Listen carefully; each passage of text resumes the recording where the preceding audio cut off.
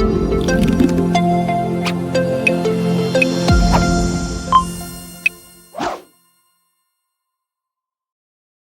Sobat Himpunan, selamat datang di podcast of Hima Techman episode ke-13. Nah, pada episode sebelumnya kita sudah membahas terkait tentang peran ULM di Mata FC. Tentunya di episode sekarang ini kita juga akan membahas hal yang menarik nih Sobat Himpunan. Kira-kira apa ya? Jadi silakan tonton videonya sampai akhir ya. Nah, sebelumnya mungkin Sobat Himpunan agak asing ya dengan muka aku yang sekarang karena aku baru pertama kali menjadi host di podcast of Hima Techman. Maka dari itu, izinkan aku memperkenalkan diri. Nama aku Wildan Tamami dan aku juga merupakan salah satu pengurus dari Himpunan Mahasiswa Teknologi Pendidikan. Nah, hari ini tentunya aku tidak sendiri dong. Aku ditemani juga oleh narasumber yang sangat luar biasa hari ini. Kira-kira siapa ya? Yuk kita kenalan dulu dengan narasumber kita hari ini. Boleh kenalan Kak? Halo, selamat pagi. Perkenalkan, nama aku Muhammad Gilang Ramadan Saputra. Aku dari Himpunan Mahasiswa Administrasi Publik FISIP ULM. Dan kebetulan aku juga menjabat sebagai Ketua Umum di Himpunan Mahasiswa tersebut. Oke. Jadi sangat berterima kasih kepada teman-teman dari Hima Techman yang telah mengundang aku untuk hadir pada podcast pada hari ini. Oke, alhamdulillah.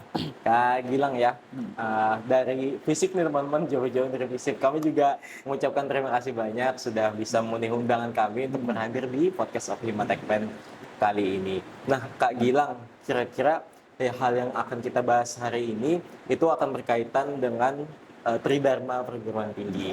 Nah, kita kan sebagai mahasiswa ya, tentunya kita yang hidup di lingkungan universitas tentu tahu tentang Tridharma perguruan tinggi. Tridharma perguruan tinggi itu kalau tidak salah ada pendidikan, penelitian, dan juga pengabdian masyarakat. Nah, kalau kita lihat dari pendidikan, itu bisa kita lakukan saat kita belajar di kampus. Kemudian penelitian, itu bisa kita lihat ketika kita melaksanakan penelitian seperti skripsi, kemudian lomba-lomba seperti PKM dan lain-lain. Nah, kemudian yang dibingungkan adalah pengabdian masyarakat. Karena tidak semua mahasiswa tentunya mendapatkan wadah Kak ya untuk melakukan pengabdian masyarakat. Nah, hari ini akan kita bahas hari ini teman-teman dan tentunya ini merupakan topik yang menarik ya Kak Gilang ya. Dan hari ini kebetulan kita kedatangan narasumber yang luar biasa dari Hima AP FISIP ULM yang sudah berkali-kali mengadakan pengabdian masyarakat. Itu kalau tidak salah namanya Hima AP Mengabdi ya? Ya, benar sekali. Oke, Hima AP Mengabdi. Oke, boleh Kak Gilang mungkin bisa Kak Gilang perkenalkan nggak sih Hima AP Mengabdi itu apa dan juga alasannya kenapa itu bisa kepikiran membentuk kegiatan seperti itu? Oke.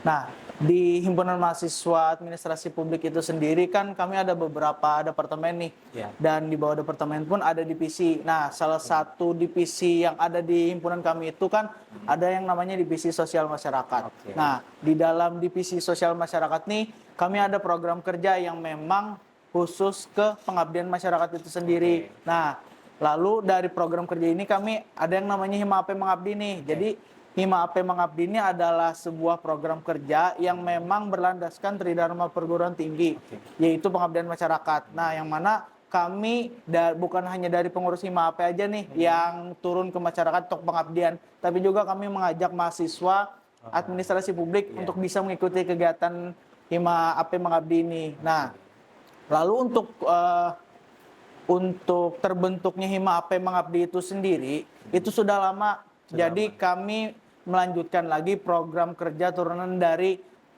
senior-senior kami, dan program kerja ini sudah berjalan lama dan kebetulan juga di dalam perkuliahan kami pun ada mata kuliah pengembangan dan pemberdayaan masyarakat. Jadi salah satu bentuk implementasi kami yaitu tadi Hima AP menyediakan sebuah program kerja yang mana itu namanya adalah Hima AP Mengabdi itu sendiri. Oke, luar biasa ya teman-teman. Jadi baru tahu juga nih Kak Gilang kalau di administrasi publik itu ada mata kuliahnya sendiri ya tentang pengembangan seperti itu. Jadi itu mungkin mirip-mirip seperti kita di Tekpen juga ya teman-teman. Seperti halnya kita punya mata kuliah broadcasting, lalu kita implementasikan dengan adanya podcast of Hima Tekpen. Oke, Kak Gilang menarik sekali ya tadi untuk terbentuknya Hima AP Mengabdi tadi dari Tridharma perguruan tinggi juga ya.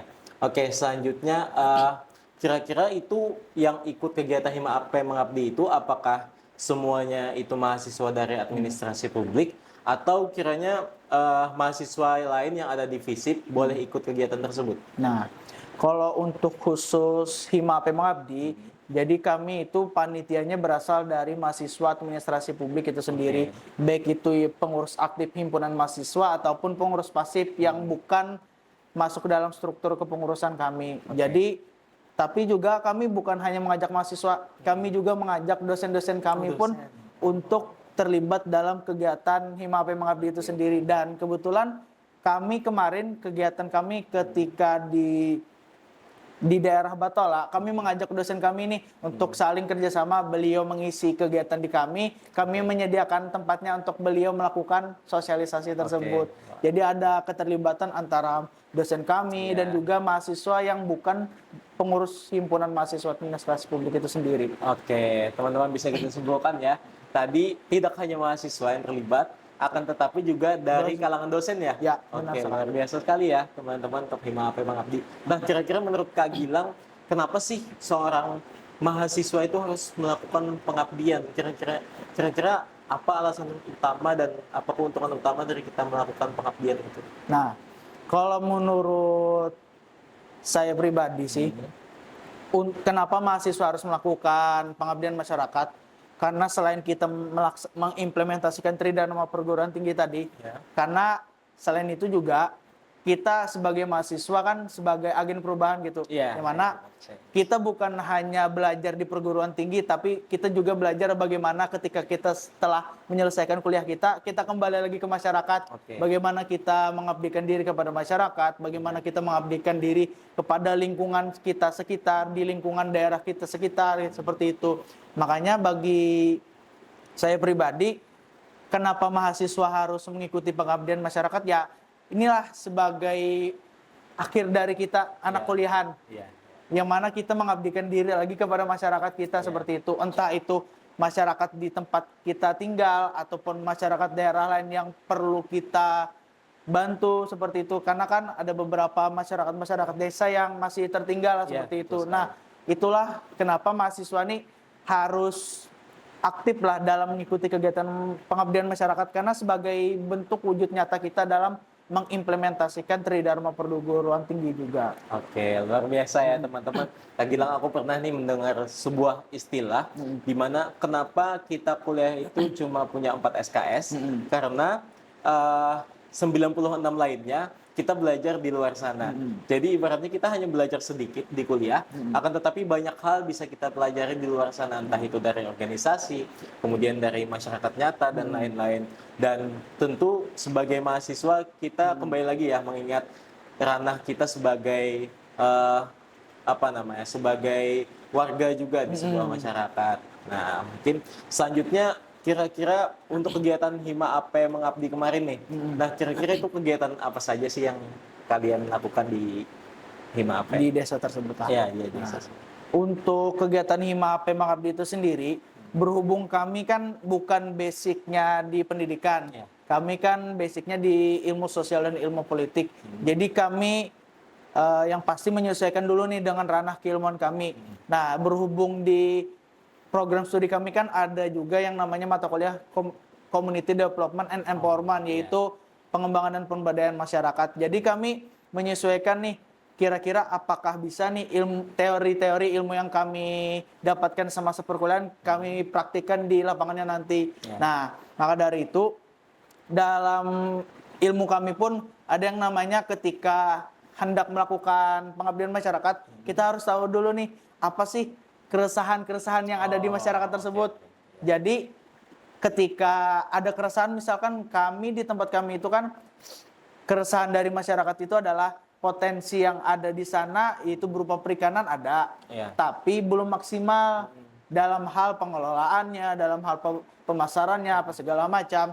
Jadi berhubung ada masalah di situ yang ada di masyarakat itu, kami mengangkat nih, kira-kira di desa yang kami tuju ini apakah bisa nih kita coba datangkan narasumber. Karena kami juga bukan hanya bekerja sama dengan pihak dosen, tapi juga kami kerjasama dengan pihak luar. Dan kebetulan kami mengundang Dinas Perikanan Kabupaten Batola itu sendiri. Jadi kami berhubung kami bukan yang ahli di bidangnya, jadi kami mendatangkan nih sebagai fasilitator untuk, oh nih ada dari Dinas Perikanan, datang ke desa ini untuk membantu bagaimana mengelola budidaya ikan. Lalu dosen kami pun datang sebagai pemateri bagaimana sih memasarkan produk perikanan tersebut. Nah, seperti itu. Jadi, hal yang pertama dari kami ya bagaimana sih kita melihat masalahnya terlebih dahulu, bagaimana kita melihat potensi yang ada di desanya tersebut. Nah, mungkin kurang lebih seperti itu. Oke, luar biasa ya teman-teman. Jadi ketika kita mau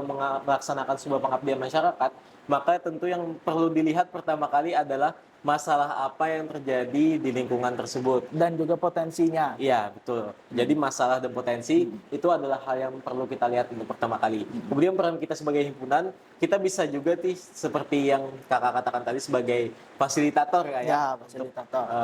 kegiatan-kegiatan di sana. Kemudian untuk kegiatan Hima AP Mengabdi sendiri kak, itu kira-kira ada nggak sih suka dan duka yang dirasakan selama melaksanakan pengabdian? Untuk suka dan duka lumayan banyak. Iya. Karena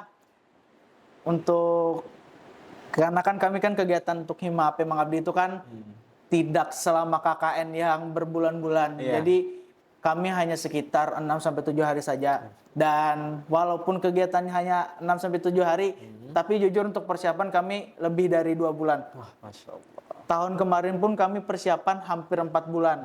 Nah, jadi banyaklah cerita-cerita suka dukanya mulai dari pra-kegiatan, pada saat kegiatan, ataupun pasca kegiatan itu sendiri. Jadi, kalau untuk pra-kegiatan ya mungkin kita lebih banyak pusingnya lah, berpusing ria lah. Bagaimana memplanningnya, bagaimana menyusun program kerja, bagaimana mencari narasumber, apa segala macam, bagaimana mencari masalah dan potensi di desa tersebut. Itu lumayan banyak lah suka dan duka. Tapi pada saat di lapangan ya, kalau dari kami kemarin lebih banyak sukanya daripada dukanya. Sukanya karena ya masyarakat di sana itu lebih welcome kepada kami, dan juga antusias dari masyarakat desa itu cukup tinggi lah terhadap kegiatan kami. Walaupun ada beberapa masalah-masalah yang ada di sana, dan itu menurut kami ya di luar kendali kami lah, dan itu menjadi salah satu cerita duka kami juga kan, karena kita tidak tahu kan, walaupun kita sudah menyusun planning sebagus mungkin apa segala macam, tapi pada saat kondisi di lapangan yang tidak memungkinkan, yang tidak bisa diprediksikan, ya itu agak susah juga gitu. Apalagi yang paling memorable itu adalah ketika kami sudah senang nih, ada salah satu agenda kami yaitu pentas seni, yang mana di pentas seni ini kami mengajak masyarakat desa untuk menampilkan bakatnya. Jadi malam itu kami sudah senang, masyarakat sudah ada antusias, ya kira-kira hampir 100 masyarakat lah, hampir 100 orang lebih lah. Tapi pada saat berjalannya kegiatan pentas seni, hujan lebat. Nah, itu adalah sebuah yang bisa dibilang kesedihan di balik kesenangan lah. Nah, seperti itu. Jadi lumayan banyak lah suka dan dukanya selama menyiapkan ataupun menyelesaikan dari program Hima AP Mengabdi itu sendiri. Oke, teman-teman, luar biasa sekali ya. Dan mungkin memang hal-hal yang sudah kita rencanakan itu tidak selalu berjalan dengan mulus kan ya. Benar. Karena ada hal-hal yang memang itu tidak bisa kita atur dan itu merupakan kehendak Tuhan di atas sana.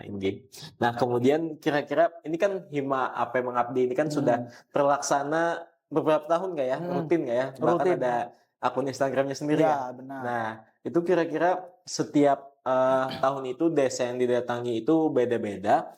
Dan kemudian kira-kira inovasi apa saja sih yang Hima AP lakukan untuk melakukan pengabdian itu?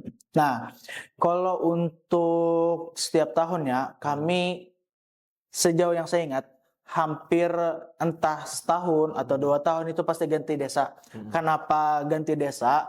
Karena mengingat lagi nih karena kami mempraktikkan teori yang ada di mata kuliah. Jadi di dalam teori mata kuliah kami itu, ketika sebuah masyarakat itu sudah mulai bisa mandiri, sudah mulai bisa jalan sendiri seperti itu. Jadi harus pindah ke tempat yang lain, ke tempat yang mana itu masih belum berkembang lah desanya. Nah, jadi kami itu biasanya ketika ingin melakukan pengabdian di desa lagi, di desa yang sama lagi, kami harus melihat nih apakah potensi yang ada di sana itu sudah berkembang, apakah masalah yang di sana itu belum teratasi atau seperti apa. Jadi kami lihat dulu nih sebelum kami memutuskan, oh kita tahun ini harus lanjut lagi nih ke desa yang tahun kemarin, atau oh kita tahun ini beda nih ganti desa lagi nih karena menurut kita sudah tidak relevan lagi lah untuk desa ini melakukan pengabdian. Jadi kami harus lihat kondisinya lagi. Makanya hal yang paling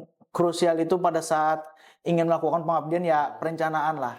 Kalau dalam teori manajemen kan ada planning, organizing dan lain-lain lah. Nah seperti itu. Jadi hal yang paling utama tuh perencanaan. Perencanaan bukan hanya konsep tapi juga bagaimana melihat masalah-masalah atau kalau istilah kita itu gap lah seperti itu kesenjangannya. Nah mungkin seperti itu sih. Oke, berarti kembali lagi ke awal ya, kita harus melihat kembali lagi apakah desa itu sudah bisa mandiri melakukan kegiatan yang ada, dan kemudian apakah masih ada potensi yang ada di desa tersebut.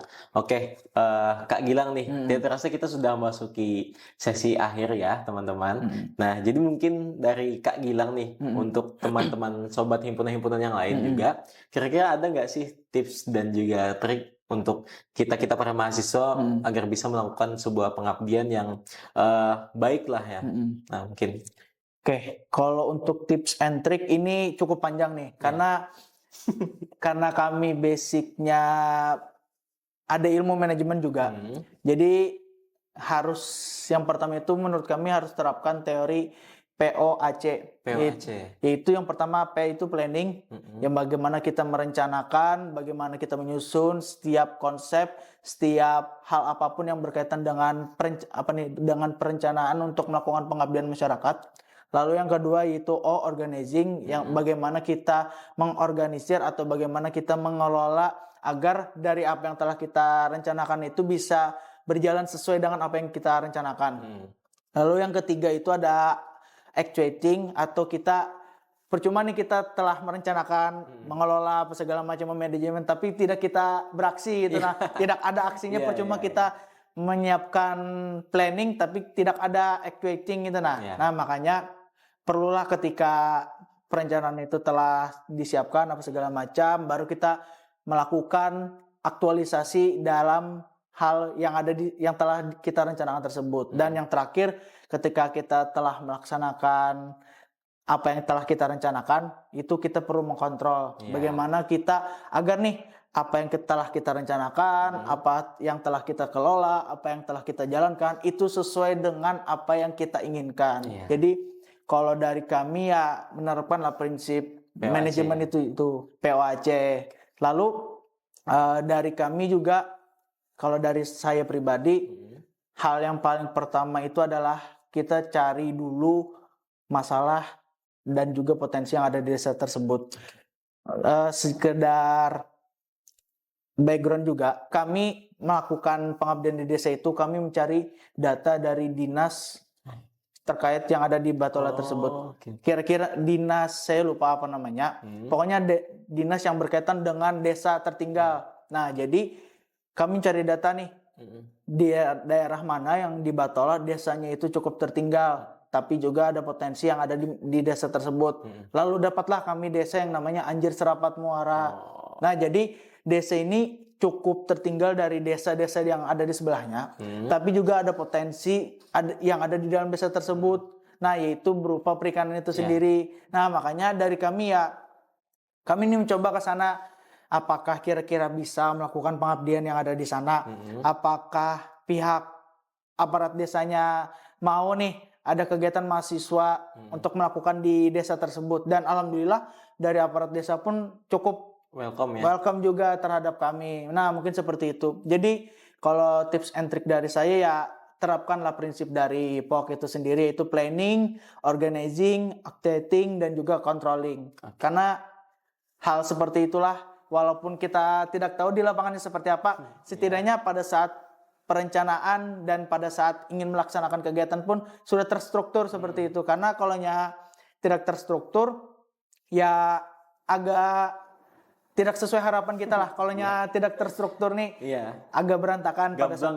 Gamblang. Makanya dari itu perlu perlu yang namanya ilmu manajemen itu sendiri. Itu sih dari aku. Luar biasa ya tips dan trik dari Kak Gilang tadi. Jadi teman-teman sebelum melaksanakan pengabdian hendaknya kita mematangkan terlebih dahulu ya Kak ya sebuah konsep dengan contohnya menerapkan prinsip POAC tadi. Kemudian juga kita harus melakukan survei terkait instansi-instansi untuk mencari data yang benar ya Kak ya, data yang faktual. Jadi kita tidak asal-asalan dalam memilih desa, akan tetapi kita by data juga By ya Kak data ya. juga. Oke, terima kasih Kak Gilang sudah berhadir hari ini. Jadi teman-teman kesimpulan yang bisa kita ambil hari ini, pengabdian masyarakat tentunya merupakan hal yang sangat penting Kak ya. Apalagi kita sebagai mahasiswa dan berada di lingkup universitas, tentunya kita mengetahui tentang Tridharma Perguruan Tinggi. Ada banyak manfaat yang bisa kita dapatkan dari pengabdian masyarakat, entah itu dari bagaimana caranya kita mengatasi masalah langsung di masyarakat, kemudian bagaimana caranya kita bersosialisasi dan lain-lain juga. Pokoknya ada banyak banget teman-teman yang bisa kalian pelajari di masyarakat, dan itu juga merupakan sebuah kesempatan kita untuk berbakti lah ya kepada masyarakat. Karena aku ingat Kak Gilang ada sebuah kalimat, yaitu ada sebuah filosofi lah, namanya itu filosofi merpati. Jadi merpati itu Kak Gilang, dia itu terbang jauh sejauh manapun, dia tetap ingat dengan rumahnya. Nah, seperti itu juga kita mahasiswa, belajar kemanapun kita, kemudian seberapa jauh pun kita belajar, kita harus tetap mengingat rumah kita, yaitu bermasyarakat. Nah, mungkin itu teman-teman untuk episode podcast kita hari ini, dan sampai jumpa di episode minggu depan. Saya Wildan Tamisa, aku host, izin pamit. Sampai jumpa di episode berikutnya.